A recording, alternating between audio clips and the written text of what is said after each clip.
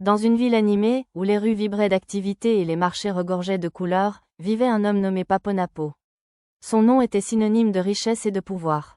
Avec plus de 50 000 têtes de bétail, des manoirs somptueux ornés de marbre et une flotte de voitures luxueuses, Paponapo était l'incarnation du succès matériel.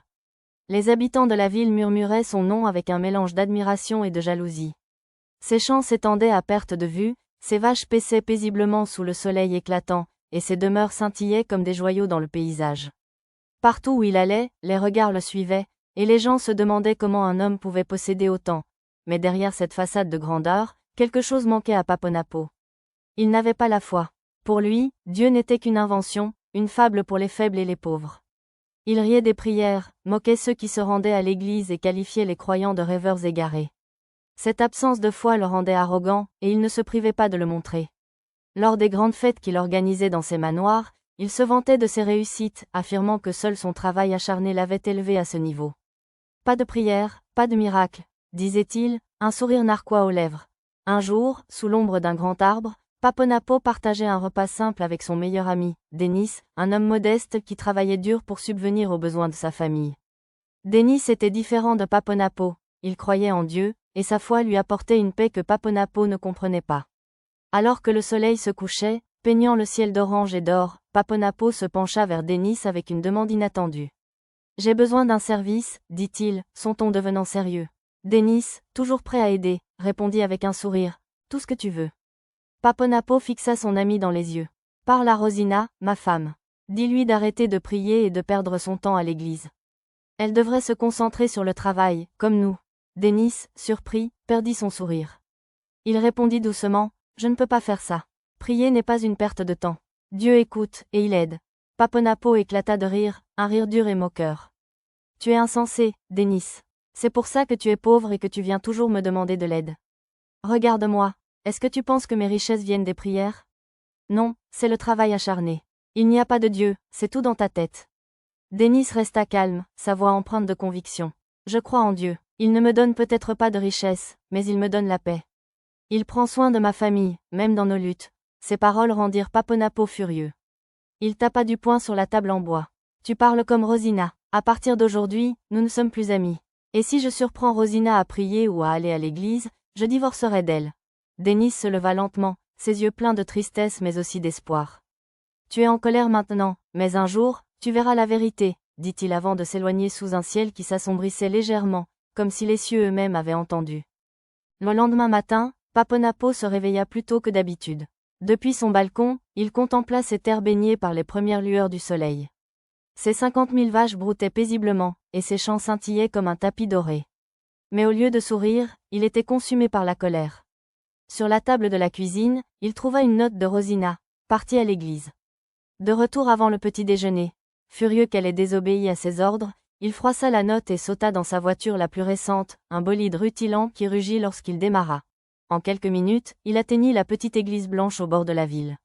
Les chants doux des fidèles emplissaient l'air, et à l'intérieur, il vit Rosina et leur fille de 16 ans, Kate, assise au deuxième rang, les yeux fermés en prière. Paponapo entra en trombe et cria « Arrêtez cette folie !» La musique s'arrêta, les regards se tournèrent vers lui, et un silence lourd envahit l'église. Rosina se leva, sa voix douce mais ferme. « S'il te plaît, Paponapo, laisse-moi prier. Nous avons tout besoin de la force de Dieu. » Il éclata de rire, un rire cruel qui résonna dans la salle. « De la force? J'ai de la force, j'ai la richesse. Regardez-vous tous, à chanter dans le vide pendant que je roule dans des voitures dont vous ne pouvez même pas rêver. Je ne partagerai jamais mes richesses avec des idiots comme vous. » Un murmure parcourut la foule. Un homme au fond chuchota, « Il ne devrait pas parler ainsi. » Rosina, les larmes aux yeux, répondit, « Tu es en colère, mais ne tourne pas le dos à Dieu. » Paponapo pointa un doigt accusateur. « Assez. Choisis maintenant, Rosina, moi ou cette église. Si tu reviens ici, c'est fini entre nous. » Kate, horrifiée, murmura, « Papa », mais Rosina, après un regard à sa fille et aux fidèles, répondit avec courage, « Alors, je choisis Dieu. » Fou de rage, Paponapo tourna les talons et quitta l'église, laissant derrière lui un silence pesant. De retour dans son manoir, il commença à rédiger les papiers de divorce. Assis à son grand bureau, il griffonnait avec une détermination froide. Chaque tic-tac de l'horloge renforçait sa colère. « Elle a choisi la prière plutôt que moi, marmonnait-il. Plutôt que cette vie que j'ai construite pour nous. » Des pas légers l'interrompirent. Kate, les yeux rougis par les larmes, se tenait à la porte. Papa, s'il te plaît, ne fais pas ça, supplia-t-elle. Paponapo la regarda durement. Ta mère a choisi l'église, et d'après ce que j'ai vu, toi aussi. Kate s'approcha, sa voix tremblante. Je t'aime, papa, mais j'aime aussi Dieu. Maman m'a appris à prier quand j'avais peur, quand tu étais absent pour affaires. La prière m'a rendue forte, il ricana. Forte? Tu vis dans un manoir, tu utilises mes voitures, tu manges la meilleure nourriture grâce à moi, pas grâce à des prières. Kate, retenant ses larmes, répondit. Tout cela ne signifie rien sans amour ni paix. Maman prie pour toi chaque soir. Ces mots ne firent qu'attiser sa colère. Si tu es d'accord avec elle, alors pars avec elle. Je n'ai besoin ni de l'une ni de l'autre. Kate étouffa un sanglot. Tu me renies? Paponapo ne répondit pas. Il lui tourna le dos et fixa la fenêtre. 1 heure plus tard, Rosina et Kate, chacune avec un petit sac, quittèrent le manoir. Avant de partir, Rosina tendit une enveloppe à Paponapo. Je t'ai écrit quelque chose, murmura-t-elle. Je ne te hais pas. Je prierai toujours pour toi. Il referma la porte sans un mot, mais plus tard, seul à son bureau, il ouvrit l'enveloppe. La lettre de Rosina était simple mais percutante. Je t'ai épousée, et Dieu nous a bénis avec une enfant. Mais parce que je prie et vais à l'église, tu me divorces et abandonnes ta fille. Je pars, mais je continuerai à prier pour toi. Paponapo lut ces mots plusieurs fois, chaque lecture faisant monter une colère mêlée de malaise. Il froissa la lettre et la jeta, refusant de laisser ces mots l'atteindre. Cette nuit-là, seul dans son immense manoir, il remarqua que le ciel s'assombrissait. Des nuages tourbillonnaient et un grondement lointain annonçait une tempête. Au petit matin, le ciel était d'un gris menaçant, strié de vert. Paponapo, debout sur son balcon, observait les nuages avec dédain. Juste une tempête, murmura-t-il. Rien à voir avec des prières ou des malédictions. Mais à mesure que la matinée avançait, le vent se leva, emportant feuilles et poussière dans un tourbillon. Puis, un éclair déchira le ciel, suivi d'un coup de tonnerre qui fit trembler la terre. Paponapo courut dehors, où ses employés paniquaient déjà, tentant de mettre les vaches à l'abri. Mais la tempête était implacable.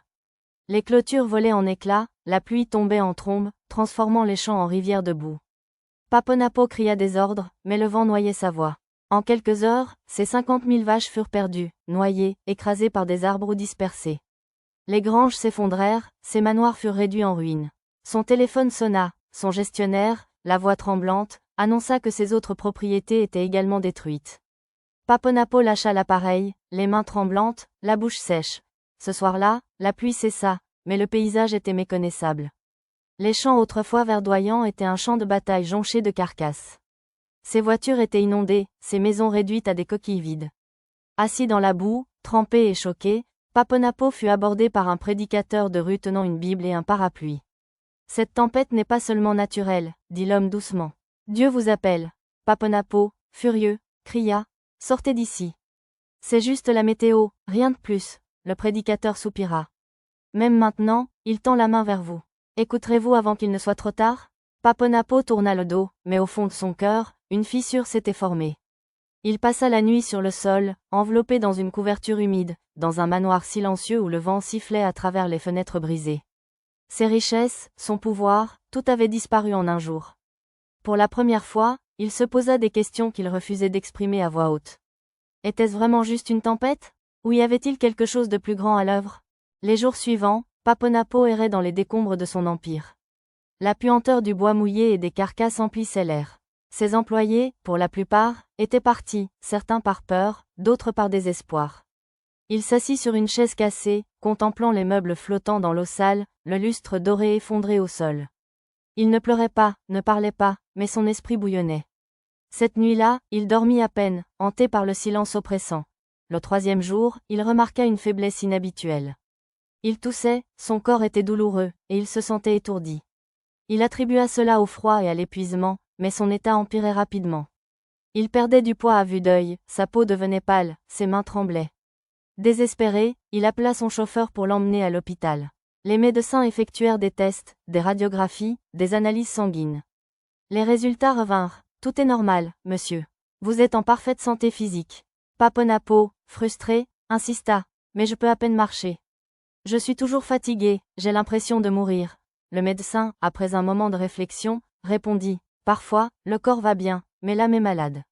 Vous devriez envisager la prière. Paponapo s'emporta. Vous aussi? Le médecin haussa les épaules.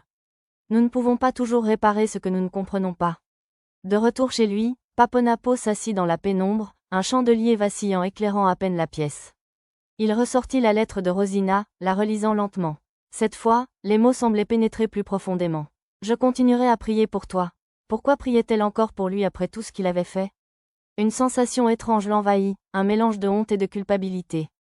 Il pensa à Kate, à ses larmes lorsqu'il l'avait reniée. Il avait tout perdu, et maintenant, son corps l'abandonnait aussi. Un voisin, Monsieur Tamba, frappa à la porte ce soir-là, apportant un sac de provisions. J'ai entendu que vous étiez malade, dit-il avec bienveillance. Paponapo, trop fier pour admettre la gravité de son état, hocha simplement la tête. Monsieur Tamba hésita, puis ajouta. Il y a un prophète qui visite notre quartier.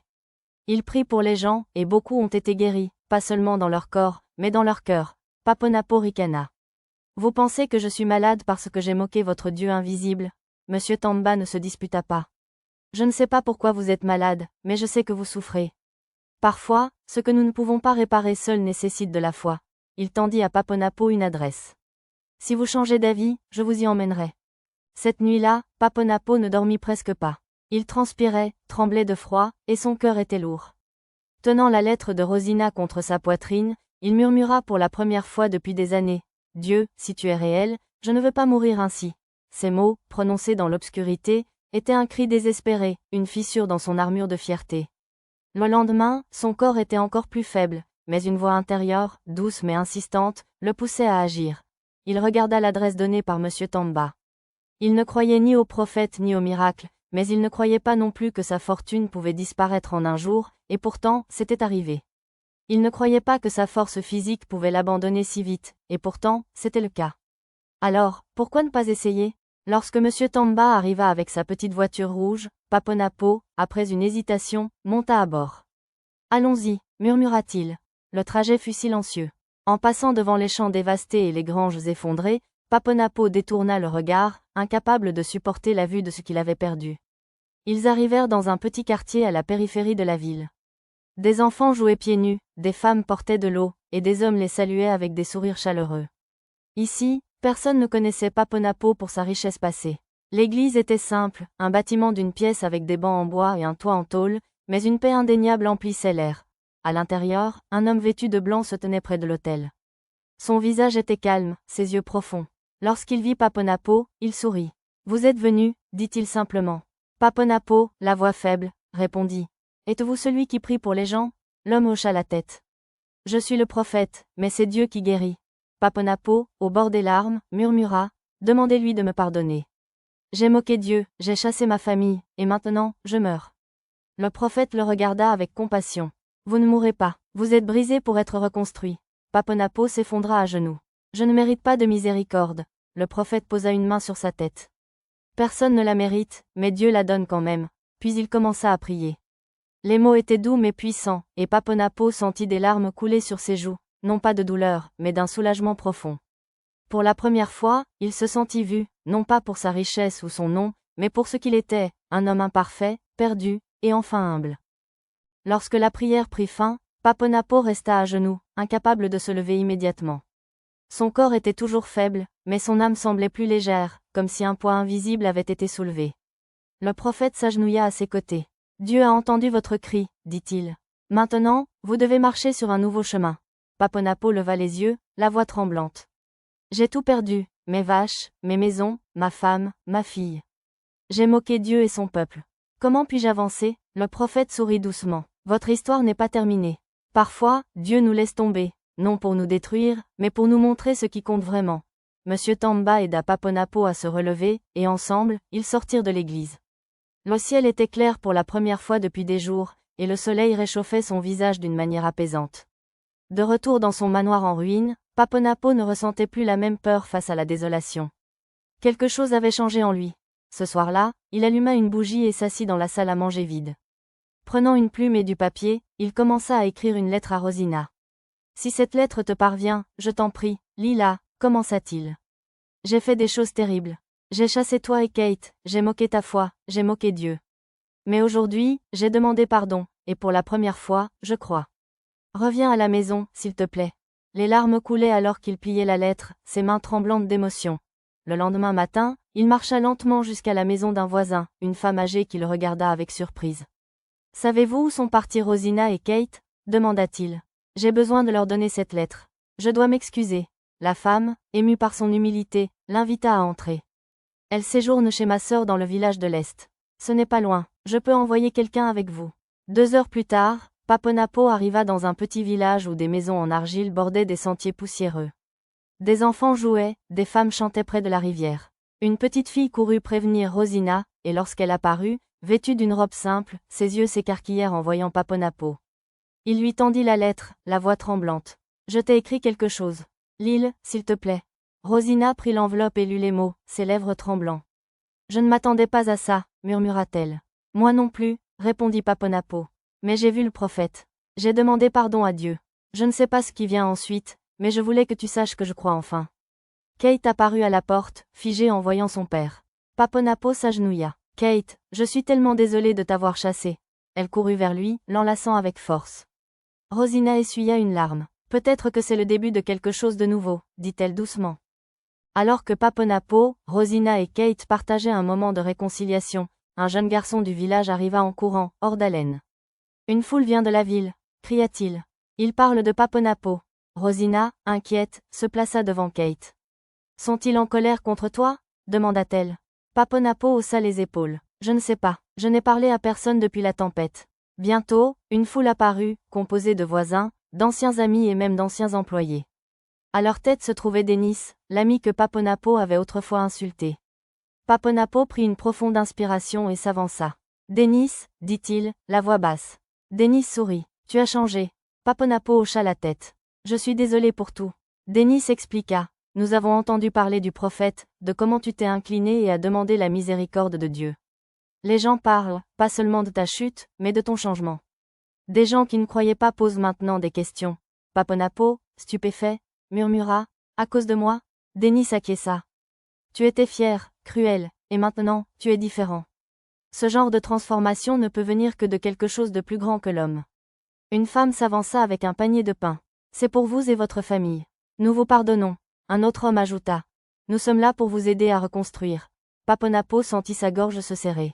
« Je n'ai plus rien à reconstruire. » Denis posa une main sur son épaule. « Tu as la foi maintenant.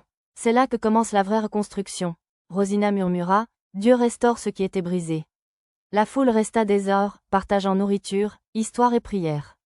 Personne ne parlait d'argent ou de richesse, mais d'espoir, de changement et de guérison. Alors que le soleil se couchait, Paponapo se sentit enveloppé d'une paix qu'il n'avait jamais connue.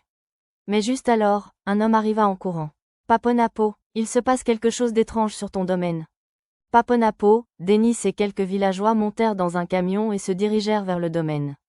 En arrivant, Paponapo fut stupéfait.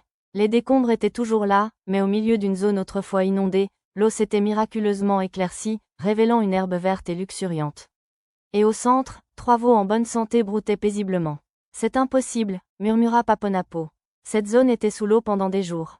Tout était mort. Un villageois expliqua. Nous dégagions les débris quand nous les avons entendus meugler. Nous pensions que nos oreilles nous jouaient des tours. Denis s'approcha. Tu as perdu 50 000 vaches, mais 3 ont été épargnées. 3 veaux, une nouvelle vie. Paponapo s'agenouilla, submergé. Pourquoi Dieu m'aurait-il laissé cela? Denis répondit. Parce qu'il te montre qu'il peut encore faire naître la vie des ruines.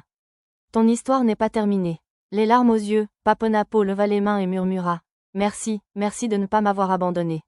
Les villageois se joignirent à une prière douce, leur voix s'élevant comme une brise chaude. Le soleil perça les nuages, illuminant l'herbe verte comme une promesse dorée. Mais à l'horizon, cachés dans les collines, des silhouettes sombres observaient en silence, amères et complotantes. Alors que Paponapo priait dans le champ, entouré de paix et de prière, un autre drame se déroulait dans l'ombre. Un groupe d'hommes, mené par Koro, un homme amer et rancunier, observait depuis les collines. Koro cracha par terre. Il attire encore l'attention, grogna-t-il. Un autre homme, les yeux durs, ajouta. D'abord, il perd tout, et maintenant il revient avec des prières et de la pitié. Les gens le traitent comme un héros. Koro ricana. Ils sont fous. Les gens comme lui ne méritent pas de seconde chance. Un jeune homme demanda. Mais n'as-tu pas dit que la tempête l'avait jugé? Koro répondit, les yeux brillants de colère. Dieu l'a peut-être jugé, mais il est toujours debout, non? Nous allons rappeler à la ville qui il était vraiment. leur amertume se transformait en plan, un plan pour raviver la colère contre Paponapo. Pendant ce temps, dans le village, Paponapo passait ses soirées avec Rosina et Kate, partageant des histoires de son passé, de sa pauvreté d'enfance et de sa quête effrénée de richesse. Kate, émerveillée, dit « Je ne savais pas que tu avais été pauvre. » Paponapo sourit.